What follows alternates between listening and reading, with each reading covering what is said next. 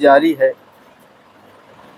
عزیزان گرامی، انہی مجالس میں ذکر سید الشہداء بھی ہوتا ہے، فضائل بھی بیان ہوتے ہیں اور معرفت امام کو بھی بیان کیا جاتا ہے۔ گزشتہ جمعے میں بھی ہم نے بیان کیا تھا کہ معرفت امام کے حوالے سے کہ امام زین العابدین علیہ السلام کے بارے میں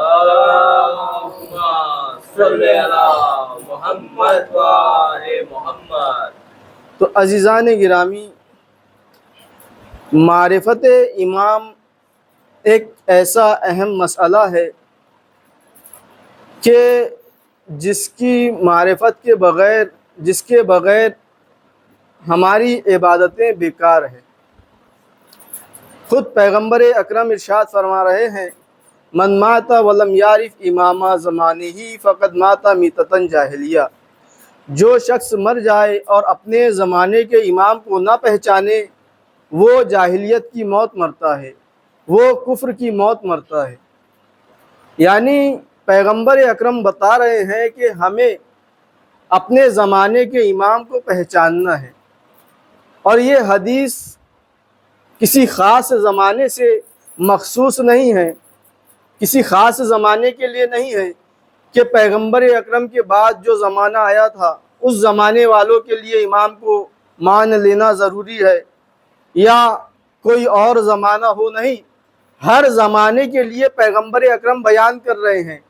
جس زمانے میں بھی جو انسان زندگی گزار رہا ہے اسے اپنے زمانے کے امام کو پہچاننا ضروری ہے، اس لیے کہ معرفت امام کے بغیر اگر انسان مر جائے تو وہ کفر کی موت مرتا ہے، جاہلیت کی موت مرتا ہے۔ اور اگر ہم اس کا مفہوم دیکھیں تو جو زندگی گزار رہا ہے، جو زندہ ہے معرفت امام کے بغیر، وہ جاہلیت کی زندگی جی رہا ہے، وہ کفر کی زندگی جی رہا ہے۔ لہٰذا معرفت امام بہت زیادہ ضروری ہے۔ آج آپ کے سامنے معرفت کے حوالے سے، امام کی معرفت کے حوالے سے عرض کرنا ہے کہ ہم کس طرح سے امام کو پہچان سکتے ہیں۔ ایک معرفت تو عمومی معرفت ہے کہ ہم تمام اماموں کی صفت کو جان لے کے امام میں کون کون سی صفتیں پائی جاتی ہے، اور ایک خصوصی شناخت ہے کہ ہم جس امام نے دعویٰ کیا ہے امام کا، ہم ان کی صفات کے ذریعے سے ان کو پہچانیں کہ واقعاً ان میں وہ صفات پائی جاتی ہے یا نہیں جو اماموں میں ہونی چاہیے۔ تو ایسے ہی معرفت کی غرض سے ایک امام کا چاہنے والا امام زین العابدین علیہ السلام کے سامنے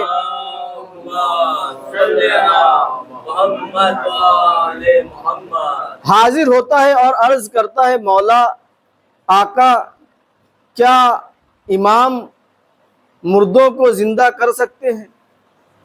یہ دیکھیے، یہ امام کی معرفت کے حوالے سے سوال ہو رہا ہے۔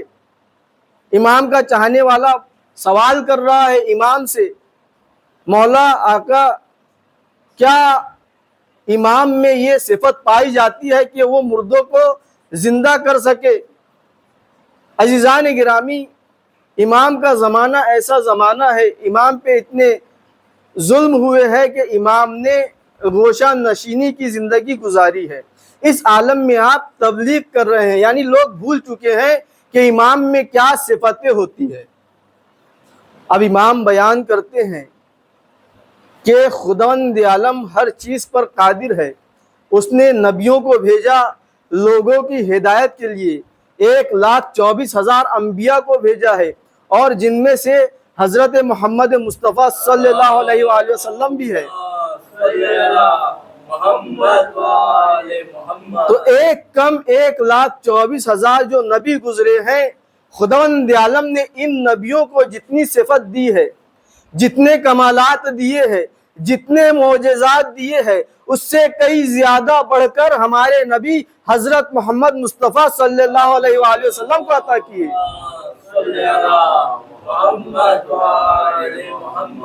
کیوں؟ اس لیے کہ یہ تمام نبیوں کے سردار ہے، افضل الانبیاء ہے، تمام نبیوں سے افضل ہے۔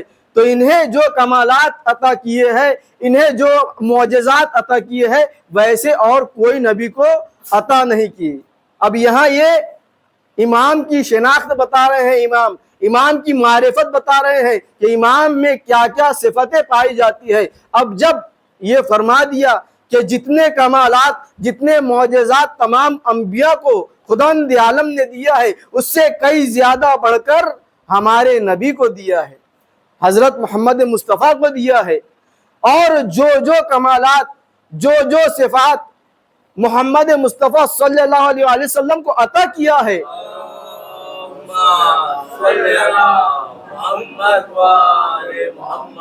وہی تمام صفات، وہی معجزات، وہی کمالات خداوند عالم نے مولائے کائنات کو عطا کی۔ اور مولائے کائنات کے بعد ان کے فرزند امام حسن اور امام حسین علیہ السلام کو، اور وہی کمالات ان کی نسل میں جو امام آنے والے ہیں انہیں بھی عطا کیے ہیں۔ یعنی امام بتا رہے ہیں جیسے کمالات، جیسے صفات نبی اکرم میں پائے جاتے ہیں، ویسے ہی کمالات، ویسے ہی صفات ہم اماموں میں بھی پائے جاتے ہیں۔ صلوات پڑھیں محمد و آل محمد۔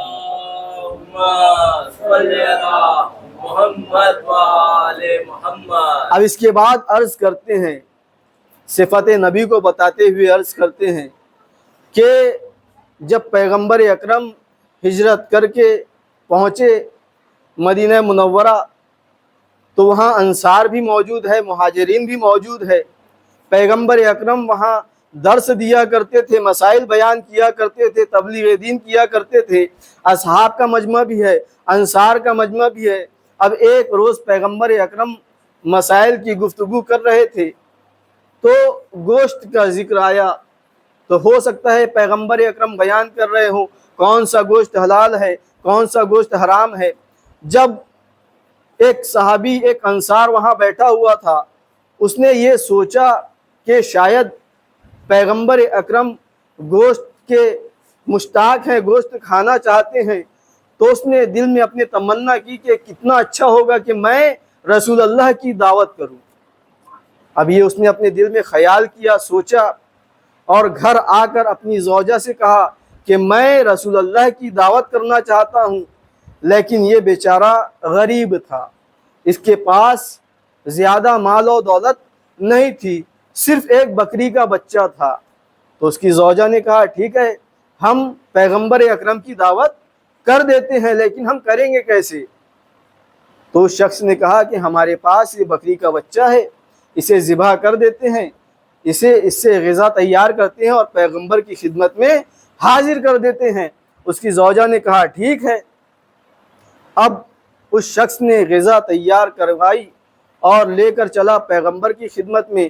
اب پیغمبر کے پاس اصحاب بھی موجود ہے، اس غذا کو تمام اصحاب نے بھی کھایا، پیغمبر کے گھر والوں نے بھی کھایا، اہل بیت نے بھی کھایا، اور اس شخص نے بھی کھا لیا۔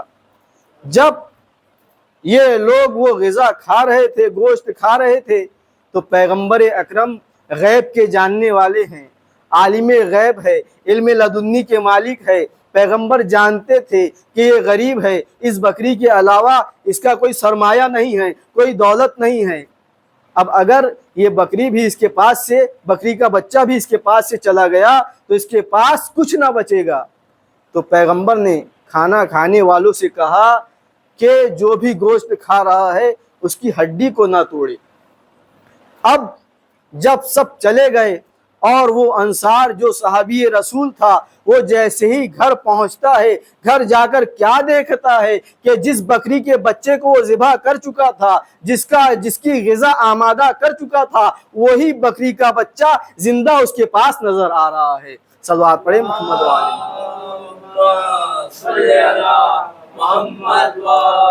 محمد۔ تو عزیزان گرامی، پیغمبر اکرم کے یہ معجزات ہے کہ یہ بھی مردوں کو زندہ کر سکتے ہیں، اور جیسے صفات ہمارے نبی میں پائے جاتے ہیں ویسے ہی صفات کا پایا جانا ہمارے امام میں بھی ضروری ہے، اس لیے کہ امام بھی نبی کی طرح معصوم ہوتا ہے، امام بھی نبی کی طرح معجزے رکھتا ہے، کرامت رکھتا ہے۔ وہ بھی اگر نبی کسی کو زندہ کر سکتے ہیں تو ہمارے امام بھی مردوں کو زندہ کر سکتے ہیں۔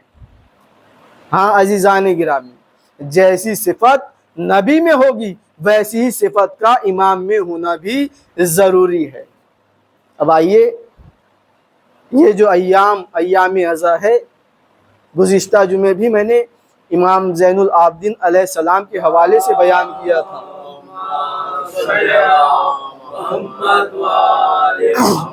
آج بھی انہی کے حوالے سے بیان کرنا ہے کہ امام کس طرح سے اپنے چاہنے والوں کی مدد کرتے ہیں اور اپنے چاہنے والوں کو کس طرح سے چاہتے ہیں۔ ایک شخص بلخ کا رہنے والا جو محبان اہل بیت ہے، اہل بیت کا چاہنے والا ہے، امام کا چاہنے والا ہے۔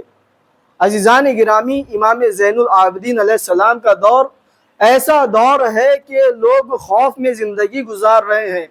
شوہر بیوی کو اپنا ایمان نہیں بتاتا ہے، بیوی شوہر کو اپنا ایمان نہیں بتاتی ہے۔ یہ پرآشوب زمانہ ہے۔ اس زمانے میں امام کا یہ چاہنے والا ہے، دولت مند ہے۔ اب یہ ہر سال حج کے لیے مکہ جایا کرتا تھا، اور مکہ جا کر ارکان حج انجام دینے کے بعد رسول اللہ کی زیارت کے لیے مدینہ منورہ تشریف لے جاتا ہے، اور وہاں مدینہ منورہ میں رسول کی زیارت کرنے کے بعد امام کی زیارت کرتا ہے، امام کی خدمت میں حاضر ہوتا ہے۔ اور جب امام کی خدمت میں حاضر ہوتا ہے تو خالی ہاتھ نہیں آتا، کچھ نہ کچھ تحفہ لے کر آتا ہے اور امام کو وہ تحفہ عطا کرتا ہے۔ اب یہی اس کی روش تھی، یہی اس کا طرز عمل تھا کہ جب بھی وہ آیا کرتا تھا حج کے لیے، امام کی زیارت کے لیے آتا اور امام کی خدمت میں نذرانہ اور تحفہ پیش کرتا، اور پھر وہاں سے چلا جاتا، اپنے ملک اپنے شہر بلخ چلا جاتا۔ اب جب وہ واپس آیا تو اس کی زوجہ، اسے معلوم نہیں تھا کہ امام کی معرفت کیا ہے، معرفت امام ہوتی کیا ہے، عظمت امام ہوتی کیا ہے۔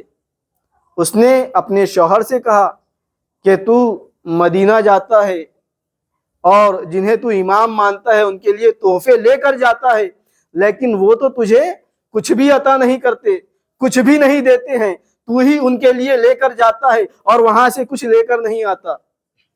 تو اس نے کہا تو نے یہ کیا کہہ دیا؟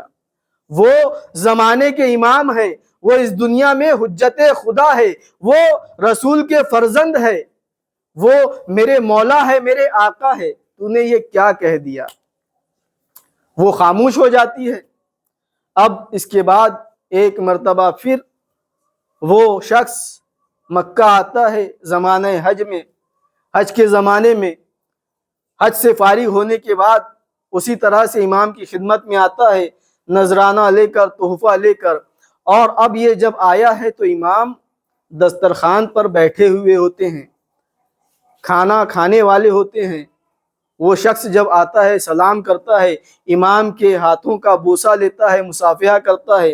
امام اس سے کہتے ہیں اے شخص بیٹھ جا اور میرے ساتھ کھانا کھا لے۔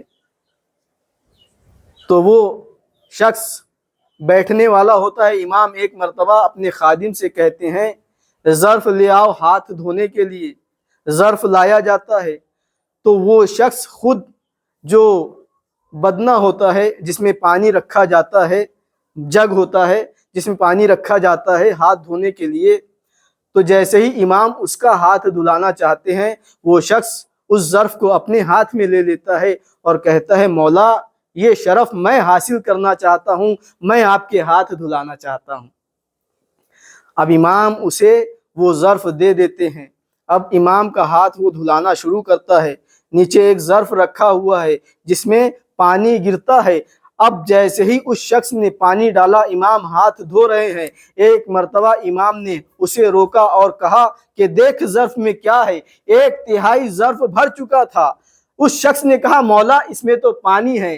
ایک مرتبہ پھر امام کہتے ہیں اس میں سرخ یاقوت ہے۔ اب جیسے ہی اس نے دیکھا تو وہ پانی سرخ یاقوت میں بدل چکا تھا۔ اب امام کہتے ہیں اس سے، پھر کہتے ہیں پانی ڈال۔ وہ دوبارہ پانی ڈالتا ہے۔ پانی ڈالنا تھا، 2/3 ظرف بھر جاتا ہے۔ امام کہتے ہیں ٹھہر جا۔ وہ ٹھہر جاتا ہے، پھر اس سے پوچھتے ہیں بتا ظرف میں کیا ہے؟ وہ شخص دیکھتا ہے اور کہتا ہے مولا اس میں تو پانی ہے۔ پھر امام کہتے ہیں اس میں پانی نہیں ہے، سبز زمرد ہے۔ اب جیسے ہی وہ دیکھتا ہے تو کیا دیکھتا ہے؟ ظرف میں سبز زمرد نظر آتے ہیں، ہرے رنگ کے زمرد نظر آتے ہیں۔ پھر امام کہتے ہیں پھر پانی ڈال۔ پانی ڈالتا ہے ہاتھ پر، امام ہاتھوں کو دھو رہے ہیں اور امام کا دھویا ہوا یاقوت میں بدل جاتا ہے، ظرف سبز زمرد میں بدل جاتا ہے۔ اب جیسے ہی امام کے ہاتھوں پر پانی ڈالا، امام نے پوچھا ظرف میں کیا ہے؟ وہ شخص کہتا ہے پانی ہے۔ پورا ظرف بھر جاتا ہے۔ ایک مرتبہ امام کہتے ہیں اس ظرف میں سفید موتی ہے۔ تو عزیزان گرامی، وہ ظرف سبز زمرد سے، سرخ یاقوت سے اور سفید موتی سے بھر چکا تھا۔ جب وہ بھر جاتا ہے تو امام کہتے ہیں جو تو نے ہمارے لیے تحفہ لایا تھا، نذرانہ لایا تھا، ہم اس کے عوض تجھے کچھ نہیں دے سکتے، یہ لے کر جا اور اسے اپنی بیوی کو دے دینا۔ وہ شرمندہ ہو جاتا ہے، امام سے کہتا ہے آپ نے ایسا کیوں کیا؟ میں تو آپ کا چاہنے والا ہوں، مجھے یہ نہیں چاہیے۔ امام کہتے ہیں تیری بیوی نے ہم پر اعتراض کیا ہے اور اس نے ہماری توہین کی ہے، لہٰذا تو یہ لے جا کر اسے دے دے۔ اب وہ شخص شرمندہ ہوتا ہے اور وہ زمرد لے کر، یاقوت لے کر اور وہ موتی لے کر جو قیمتی ہوتے ہیں اپنے گھر تشریف لاتا ہے اور اپنی بیوی کے پاس اسے دے دیتا ہے۔ جب اس کی بیوی دیکھتی ہے کہ اس شخص نے یہ ساری چیزیں لے کر آئی ہے تو وہ سوال کرتی ہے کہ انہیں ہماری بات کا کیسے پتہ چلا؟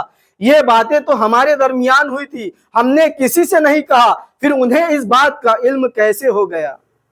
عزیزان گرامی، یہ ہے امام۔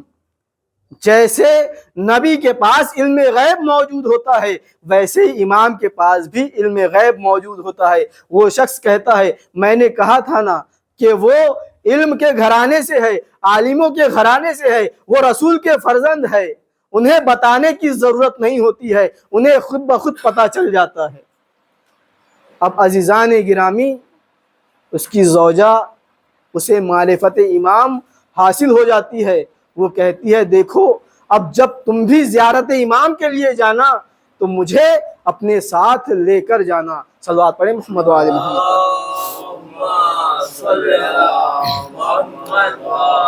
محمد۔ عزیزان گرامی، صفت امام کو دیکھیے کہ جس طرح سے نبی میں صفات ہوتی ہے، جو کمالات نبی میں ہوتے ہیں ویسے ہی کمالات امام میں بھی ہوتے ہیں۔ یہ ہے امام زین العابدین علیہ السلام۔ جیسا علم غیب نبی کے پاس موجود ہے ویسا ہی علم غیب امام کے پاس بھی موجود ہے۔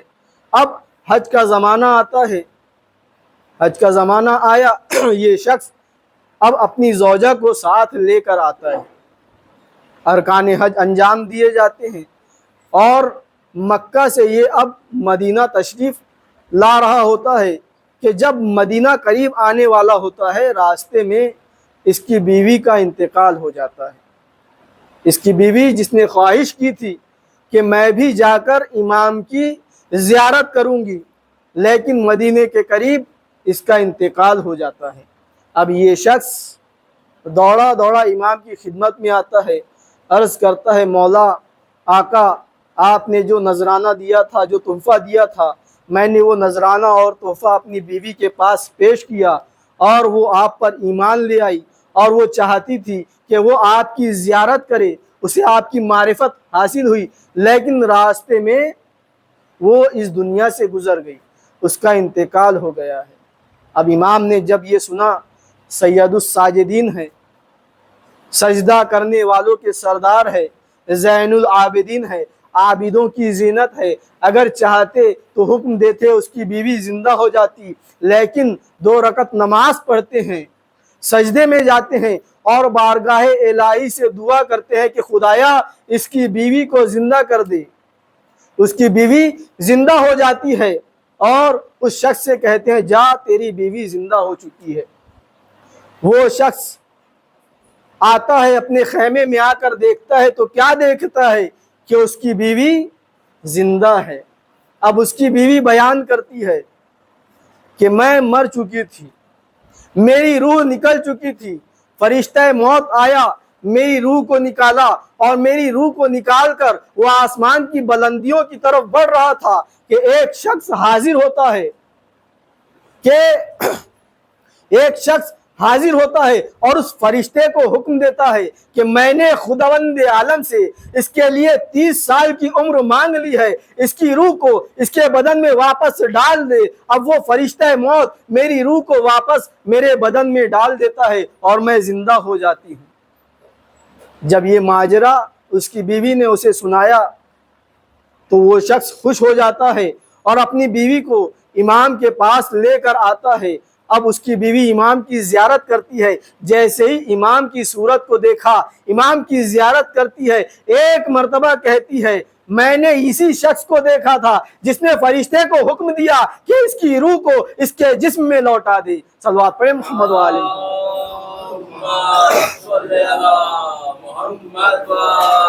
محمد۔ تو عزیزان گرامی، یہ ہوتی ہے معرفت امام۔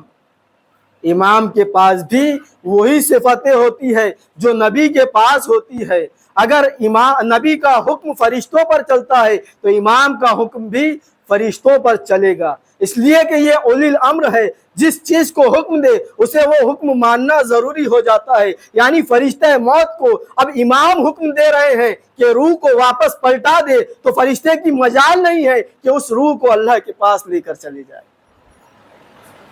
یہ ہے معرفت امام، یہ ہے صفت امام۔ امام کے پاس بھی وہ معجزات ہوتے ہیں، وہ کرامات ہوتی ہے جو نبی اکرم کے پاس ہے۔ اگر نبی کسی کو زندہ کر سکتے ہیں تو امام بھی کسی کو بھی زندہ کر سکتے ہیں۔ تو عزیزان گرامی، یہ امام زین العابدین علیہ السلام ہیں، ہمیں ان سے معرفت حاصل کرنی چاہیے کہ امام ہوتا کون ہے۔ یہ سارے کمالات ہونے کے باوجود، یہ سارے صفات ہونے کے باوجود امام عبادت الہی میں مصروف رہتے ہیں، اور عبادت کا یہ عالم ہے کہ جب سجدہ کرتے ہیں تو سید الساجدین کہلاتے ہیں، اور جب عبادت کرتے ہیں تو زین العابدین کہلاتے ہیں۔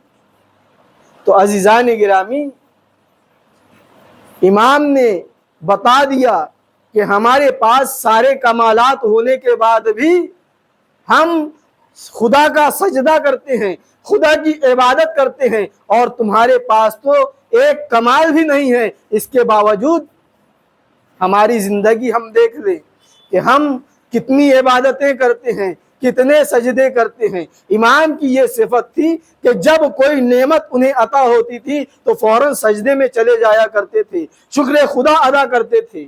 کیا امام کو سجدہ کرنے کی ضرورت تھی؟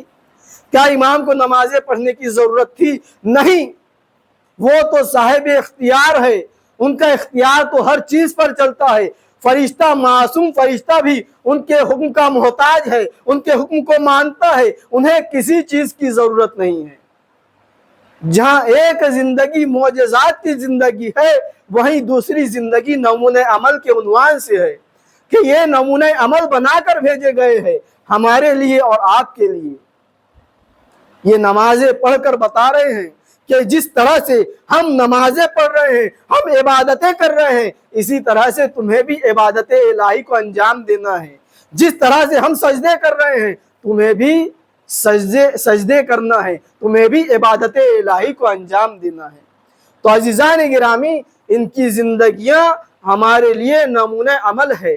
یہ ہدایت بشر کے لیے آئے تھے، اگر چاہتے تو جنت کی نعمت سے استفادہ کر سکتے تھے، جنت کی نعمتوں سے فائدہ اٹھا سکتے تھے، لیکن انہوں نے ایسا نہیں کیا۔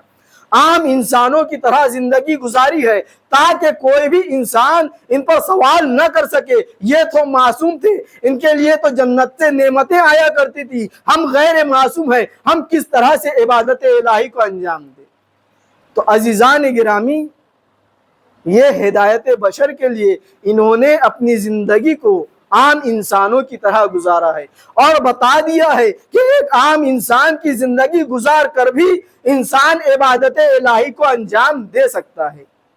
تو ہمیں چاہیے کہ ہم بھی اماموں کی طرح زندگی گزارے، کہ نعت شعار بنے، جس حال میں خداوند عالم نے رکھا ہے اس حال میں شکر خدا انجام دے اور عبادت الہی کو انجام دے، عبادت الہی سے غافل نہ ہو، اس لیے کہ خداوند عالم ہر چیز پر قادر ہے، ہر چیز پر قدرت رکھتا ہے، حال کا بدلنے والا وہ ہے۔